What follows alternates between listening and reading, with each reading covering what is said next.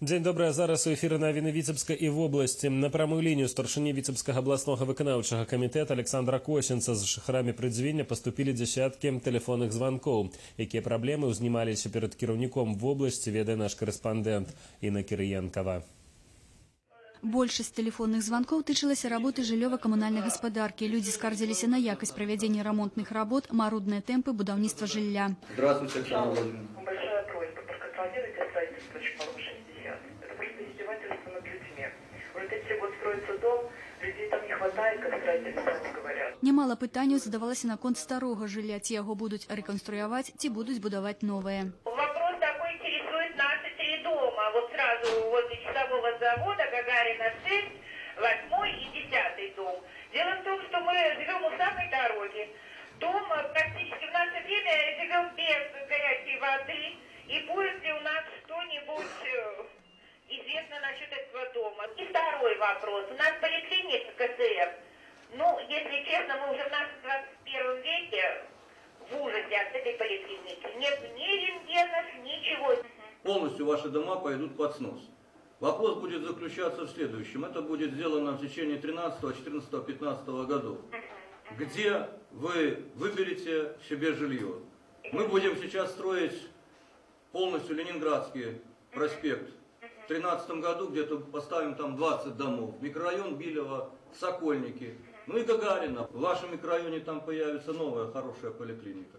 Наберитесь только терпения. Да рэчы, праблема адсялення вельмі актуальная. Так датэрмінова трэба даваць жыллё жыхарам дома 36/25 па вуліцы Горкага. Гэта 79 кватэр, паколькі дом прызнаны аварыйным. Да таго ж, пры прадастаўленні жылля неабходна выконваць усе юрыдычныя нормы і пры гэтым нікога не пакрыўдзіць. Сколько нам новых домов надо и какая это сумма?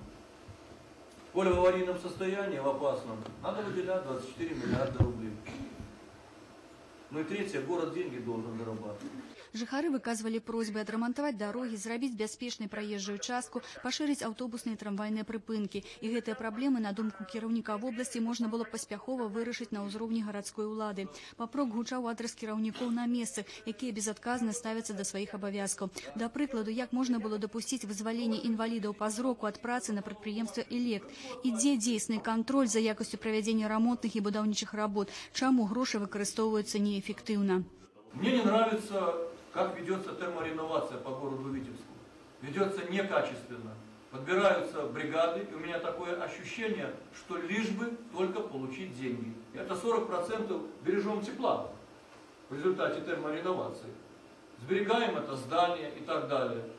Это огромная экономия ресурсов. Но тогда делайте качественно.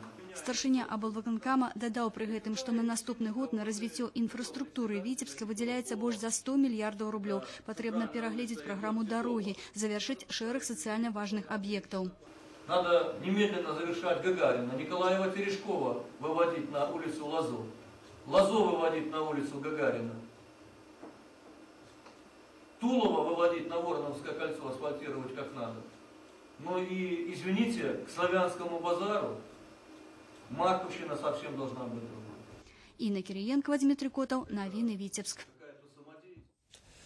Віцебская гарадская арганізацыя братэрства Беларускага саюза ветэранаў вайны ў Афганістане правяла справаздачна-выбарную канферэнцыю. Арганізацыя налічвае больш за 800 чалавек, якія вядуць актыўную дзейнасць па выхаванні моладзі, пераймаючы эстафету ветэранаў Вялікай Айчыннай вайны. Удзельнічаюць у галоўных палітычных мерапрыемствах. На працягу 3 год яе ўзначальваў Валерый Марченко. Мы сегодня, афганцы, уже вышли на тот уровень, что мы принимаем участие и в выборах главы государства, палаты представителей. Мы участвовали в местных органах власти и в избирательных комиссиях. Наблюдатели, наши представители городской организации принимали участие. Афганцы продолжают наращивать свои усилия и видят свое дальнейшее развитие в вопросах допризывной подготовки, в вопросах воспитания молодого поколения, в вопросах подготовки юношей к службе в армии. І на канферэнцыі абраны новы состав Савета братэрства. Яго кіраўніком стаў ветэран вайны ў Афганістане Валерый Ананченко. Далее у Віцебску завершыўся 25-й юбілейны міжнародны фестываль сучаснай харэаграфіі. Традыцыйна на цырымоніі закрыцця форуму агучаны імёны пераможцаў конкурсу IFMC з 2012. Яго бясспрэчнымі трыумфатарамі сёлета сталі украінскія танцоры. Гран-пры конкурсу дасталася кіеўскаму праекту Алексея Бусько за пастаноўку «Альбом». У номінацыі харэаграфічная мініяцюра адразу 3 другія прэміі таксама адправіліся у Кіеў. У ліку лаўрэатаў танцоры з Кемерово і Санкт-Петербурга.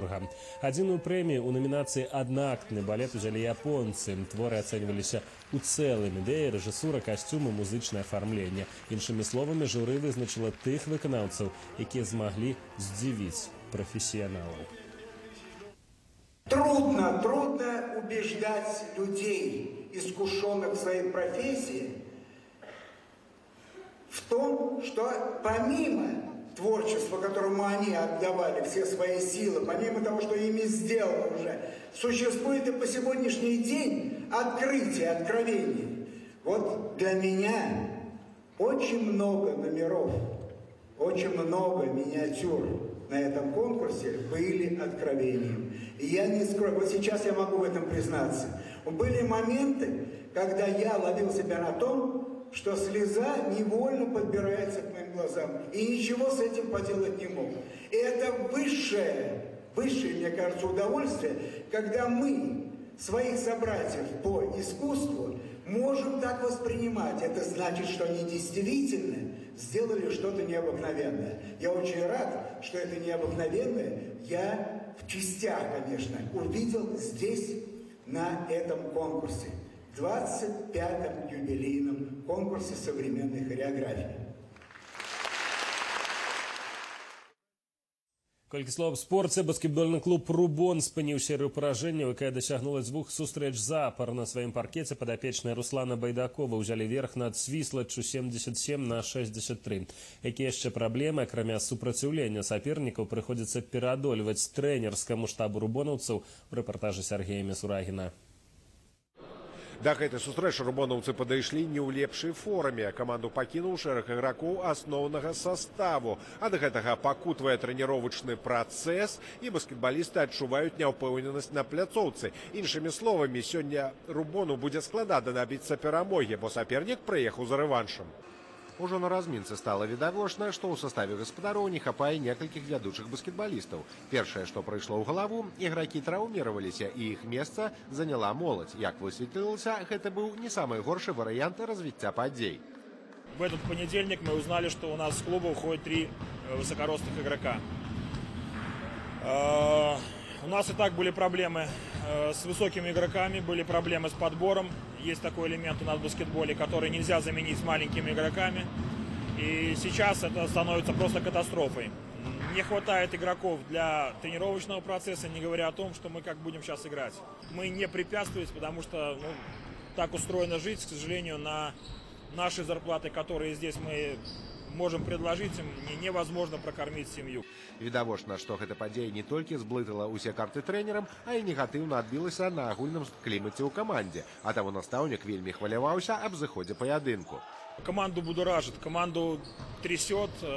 У нас очень тяжелая административная ситуация сейчас в клубе, потому что второй тренер занимает сразу 4 должности. Соответственно, безусловно, тренировочный процесс начал страдать из-за этого. Ребята это видят, ребята это чувствуют. В связи с этим очень большие у нас перепады в игре. И что будет, мы только узнаем, скорее всего, что после 4-й четверти.